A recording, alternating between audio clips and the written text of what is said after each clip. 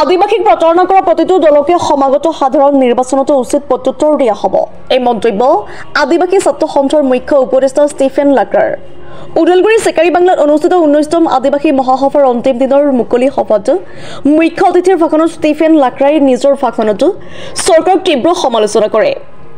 স্বাধীনতাৰ পিছতো বহু চৰকাৰ আহিল, বহু চৰকাৰ গ'ল, কিন্তু কোনো এখন চৰকাৰে আদিবাসীসকলৰ জনজাতিকৰণ, ভূমিপট্টা আৰু চাহ শ্ৰমিকৰ দৈনিক পাৰিশ্ৰমিক বৃদ্ধিৰ পদক্ষেপ নোলোৱাত তীব্ৰ আক্ষেপ প্ৰকাশ কৰি নেতাগৰাকীয়ে আগন্তুক সময়ত গণ আন্দোলন অধিক তীব্ৰ কৰি তোলা হ'ব বুলি হুংকাৰ দিয়ে। সদৌ অসম আদিবাসী ছাত্ৰ সন্থাৰ ওদালগুৰি জিলা সমিতিৰ উদ্যোগত 21 মাৰ্চৰ পৰা 4 দিনীয়াকৈ অনুষ্ঠিত আদিবাসী মহাসভাৰ সোমবাৰে পুৱতি নিশা সফল সামৰণি পৰে। মহাসভাৰ অন্তিম দিনটোতো সাংস্কৃতিক শোভাযাত্ৰা আৰু মুকলি সভা অনুষ্ঠিত হয়। আছৰ কেন্দ্ৰীয় সভাপতি গডউইন হেমব্ৰমৰ সভাপতিত্বত অনুষ্ঠিত মুকলি সভাত অংশ লৈ কলাগাঁও সমষ্টিৰ বিধায়ক দুৰ্গাদাস বৰই।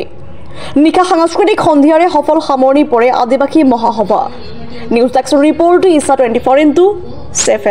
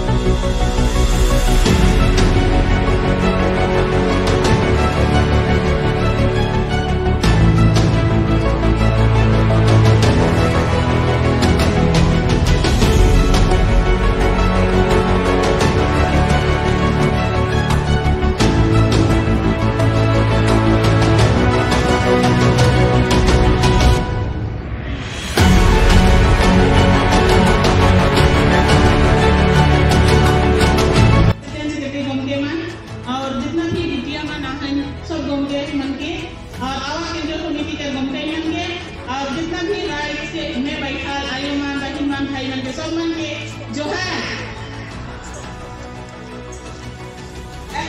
एक नाच के नाच में लास्ट लाइन कर गीत तो बहुत मीनिंगफुल रहे हमनी के महिला मन लगी एखने जीव सपरा थे नाचे लगी एखने नाच काई पर सुधार जुदा होई हले नाचे नहीं करबे काई पर सुछवा जुदा होई हले नाचे नहीं करबे का हम पर आगे आशा से सरकार ट्रिपिटाइट टॉक बात करके आदिवासी के जो हक और अधिकार है उसके बात करेंगे। वो पैकेज दी के हमने के 1 करोड़ 2 करोड़ 5 करोड़ 10 करोड़ 1000 करोड़ आशा कोनो दिन पैकेज में कॉम्प्रोमाइज नहीं करे, पैसा में कॉम्प्रोमाइज नहीं करे। आशा स्पष्ट बताना और क्या चाहते हम इनके सब जगह सोशल अवेयर लगी, सचेतन होने लगी, संगठित होने लगी और आंदोलन करने लगी, संग्राम करने लगी। और हमें बाय 2040 हमने के बीच में IAS IPS हमने भी APS एग्जाम में क्रैक करा, UPSC APSC एग्जाम में क्रैक करा, हमने भी हायर स्टडी करा, फार्मिंग भी हमने के जैसे स्मॉल एग्रीकल्चर फार्मर है उमन भी सही इनकम कर पाए। हमने के जो बागान के बस्ती के छोड़ा मन दिया है, छोड़ी मन दिया है, उमन भी हायर स्टडी कर पाए, टेक्निकल नॉन टेक्निकल एजुकेशन। और उदालगुड़ी जिला समिति आशा और उदालगुड़ी बाकी राइजर सहयोगत আজি आमार সদৌ আদিবাসী ছাত্র সন্থার 4দিনীয়া আদিবাসী মহাসভা শিকারি বাংলা আয়োজন করা হয়েছিল। আর এই 4দিনীয়া কার্যসূচীত আমার বিভিন্ন ধরনের আলাপ আলোচনা চক্ৰৰে আজি 24 তাৰিখ, এই 24 তাৰিখ অন্তিম দিনাখন। এই অন্তিম দিনাখনত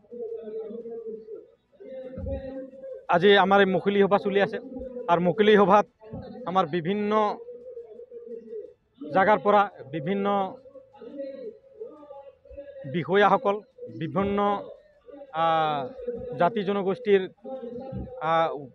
লিডারসকল আমার আজি ওপেন সেশনত উপস্থিত হয়েছে।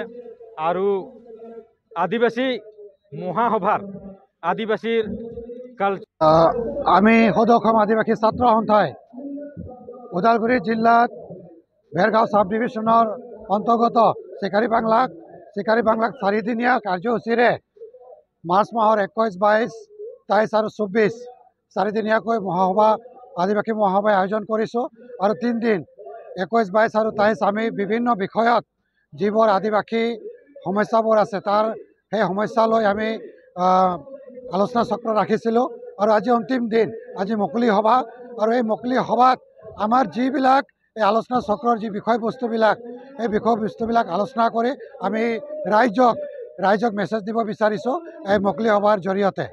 আৰু এইটো হ'ল যে প্ৰত্যেকটা ৰাজনীতি দলে, কি AGP, কি অসম গণ পৰিষদ, কংগ্ৰেছ বা এতিয়া BJP, তেখেতসকলে কিন্তু আটাইয়ে চৰকাৰে তেখেতসকলে ধাৰাবাহিকভাৱে আমাৰ ওপৰত প্ৰতাৰণা কৰিলে, আমাক শোষণ কৰিলে। কাৰণ এতিয়ালৈকে আমি মাটিৰ অধিকাৰ পোৱা নাই। এতিয়া আমাৰ চাহ বাগানৰ হাজিৰা 550। কেন্দ্ৰীয় সমিতিৰ উদ্যোগত আৰু ওদালগুৰি জিলা সমিতিৰ সহযোগত ওদালগুৰি জিলাৰ শিকাৰী বাংলাত প্ৰথমবাৰৰ বাবে 4দিনীয়া বৰ্ণাঢ্য কাৰ্যসূচীৰে আমাৰ 19তম আদিবাসী মহাসভা ইয়াতে অনুষ্ঠিত হৈছে। আৰু এই মহাসভাত আজি 4ৰ্থ দিন অৰ্থাৎ মুকলি সভা। আৰু সেই মুকলি সভাত হাজাৰ হাজাৰ মানুহৰ সমাগম হৈছে। বিশেষকৈ ধুবুৰীৰ পৰা শদিয়ালৈকে যিখিনি আশা জিলা সমিতিবিলাক আছে, সেই জিলা সমিতিৰ বিষয়ববীয়াসকল ইয়াতে উপস্থিত হৈছে, লগতে প্ৰতিনিধিসকল উপস্থিত হৈছে। আৰু আমাৰ যিখিনি আদিবাসী ৰাইজ, আশা প্ৰেমী বা আদিবাসী ৰাইজৰ স্বাৰ্থত যিসকলে কাম কৰে, তেওঁলোকে ইয়াতে হাজাৰ হাজাৰ সংখ্যাৰে সমাগম হৈছে। আৰু এইটো অকল এই মহাসভাই নহয়, মহাসভাটো হৈছে আদিবাসীসকলৰ মহামিলন। আৰু এই মহামিলনটো হৈছে এটা জনসমুদ্ৰৰ এটা পৰিৱেশ সৃষ্টি হৈছে। গতিকে আমি চৰকাৰক যি আশা জন্মলগ্নৰ পৰা যিটো দাবী কৰি আছোঁ, সেই দাবী এতিয়াও পূৰণ কৰা নাই। গতিকে চৰকাৰে আমাৰ যি সমাগত সংসদীয় নিৰ্বাচন, আৰু সেই সংসদীয় নিৰ্বাচনৰ পূৰ্বে জনজাতিকৰণৰ মৰ্যাদা প্ৰদান কৰিব লাগে। এইটো আমাৰ 1 নম্বৰ দাবী। 2 নম্বৰটো হৈছে যে